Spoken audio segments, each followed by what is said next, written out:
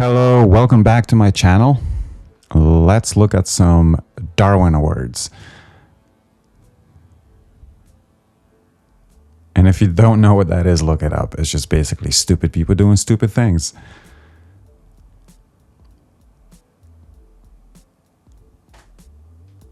Why? Why are you doing U-turns in the intersection?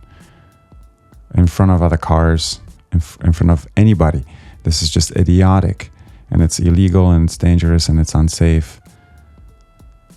Absolutely ridiculous. The amount of idiotic driving that's been going on lately.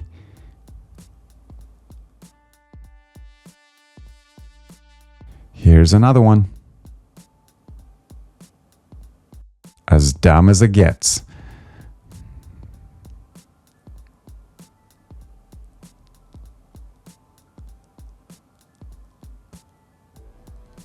This is a left turning lane, but now this guy decides to go straight. And now anyone who's behind him has to either slow down or move over because this idiot chose to go straight.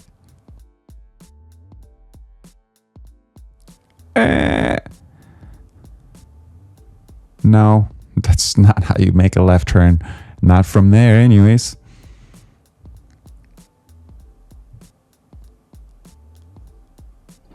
Okay, you can't stop there, man. What are you doing? Jesus Christ. Yep, I'll let him know. Again, just irresponsible, illegal, stupid, dangerous, selfish. I've shown this intersection multiple times. Now that they changed the lights here, people do even more stupid, dumb things.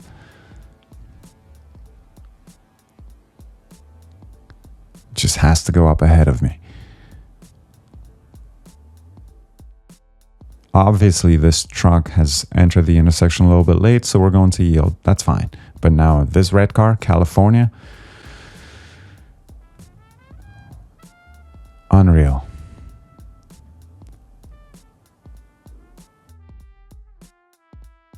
It's a yellow light. You should have already stopped, but no, just running reds. Just running red lights is the theme. I have a green arrow. You shouldn't be turning at the same time, technically anyways, but why is everyone stopping in the middle of the turn?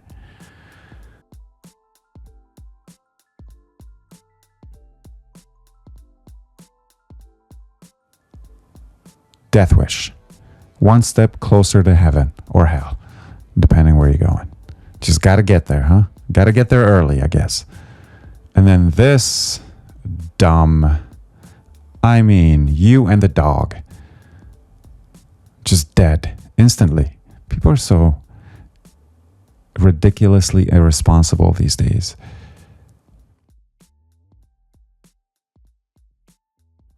Now here in this situation, I'm going to yield to the pedestrian on the right. Or my student is, because this isn't me driving. And then proceed. So make sure you always stop, scan intersections. If people are crossing, then yeah, you might have to skip a turn or lose a turn. It is what it is. Not like this guy. Right now he's stopping halfway through. Don't stop halfway through. You should be always stopping behind the stop line. If you're going to be yielding to pedestrians, make sure that you don't enter into the intersection until they fully cross. Or at least they cross the portion of the road that you are going onto or turning onto. Here we have a bit of a re-render, and these individuals were getting into a somewhat of a heated argument. I'm sure this is a situation that would have been easily avoided, or easy to avoid rather, because a lot of accidents are as long as people are paying attention. But, you know, at this intersection, this happens very often. It's very confusing. A lot of people don't know how to do these boulevard turns. I do have video on this specifically. You know, and now I'm going to be turning from essentially, you know, from kind of in the middle of the road or almost onto the other side. And I'm trying to give space to my left in case, you know, any vehicles are turning in like this guy here.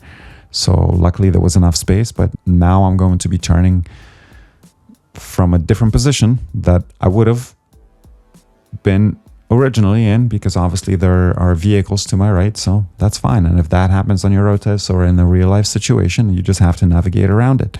There's no ifs and buts.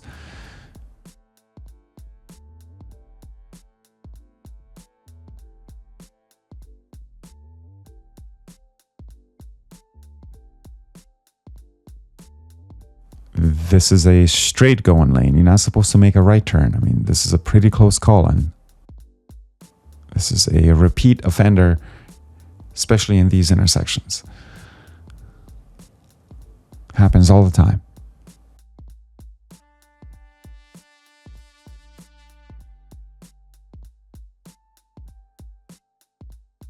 Yeah, you always got to look both ways when you're doing these boulevards and these neutral zones. Okay, just because someone stops doesn't mean they are stopping for you or to let you in. People always misread these situations, and there's a lot of accidents that happen in these moments.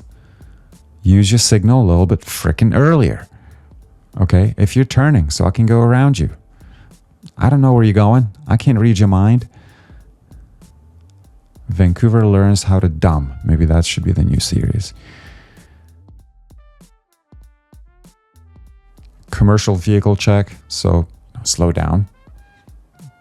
These situations can be very tight. You have police, you have peace officers, which are, two different, jurisdictions or whatever you call them. Or two different entities, I guess. There's individuals walking around and you just gotta go a little slow. And this happened a few times, and this has now been happening right across from the Home Depot, which is very close to the ICBC Testing Center. So you may be driving through a situation like that at some point, whether on the test or in real life.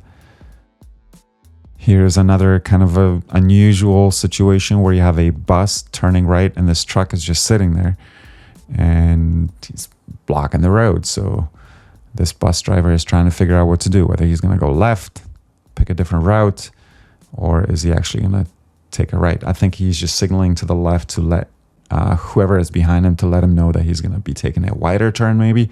I'm not sure. He's definitely going to be taking a wider turn here. And yeah, just give him space. Don't go around him. That's a death sentence, and it'd be just dumb anyway. So there we go.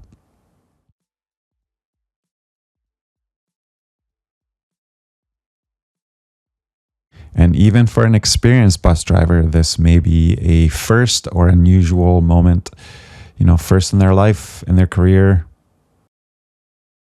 or something similar maybe they've done before. But that's why driving is always situational. I don't care who you are. Every situation is going to be different. Nice stop, dude.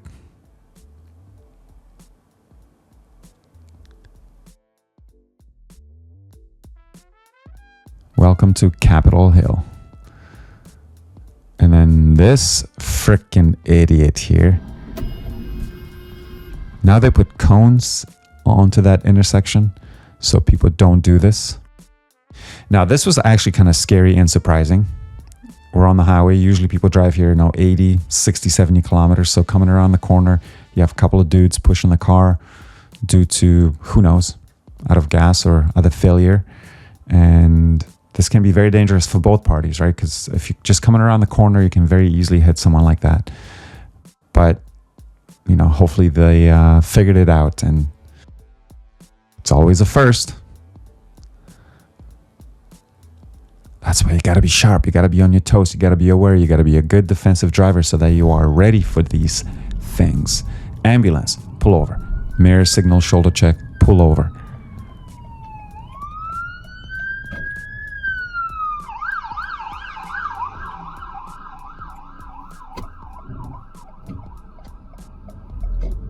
Things happen quick. You got to be ready. Here's another accident. This one was quite serious to my knowledge. But just what happens. And when the first rain hits, things get a little slippery. This was a few weeks back. Here is another accident in the boulevard in this neutral zone. This is during the Hats Off Day parade. So a few months back in June. And there was a shit show around this area. And unfortunately, there were quite a few accidents. I just happened to catch this one, or at least the aftermath of it. But, you know, all airbags out.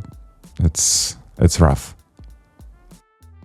Be careful out there, especially when you're going through these neutral zones. You got to make sure that you know what you're doing. Don't assume that people are letting you in. Yeah, like this guy. He doesn't know what he's doing. That's not a safe gap. And this is how accidents happen, right?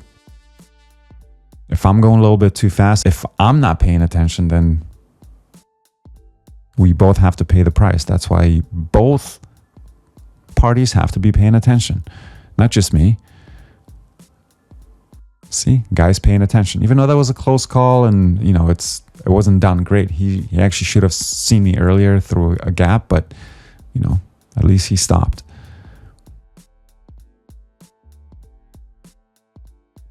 Here is a forced left turn, which is actually pretty new.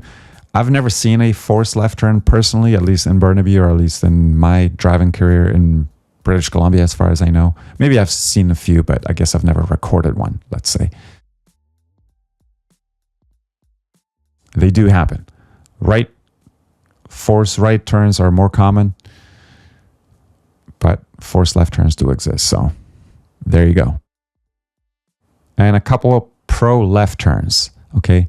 Never go on the yellow, never go on the red. Always wait for the cars to stop and then exit from the intersection when it's safe. Always wait for the cars to stop. Never turn on the yellow or red light unless the cars stop or they clear the intersection.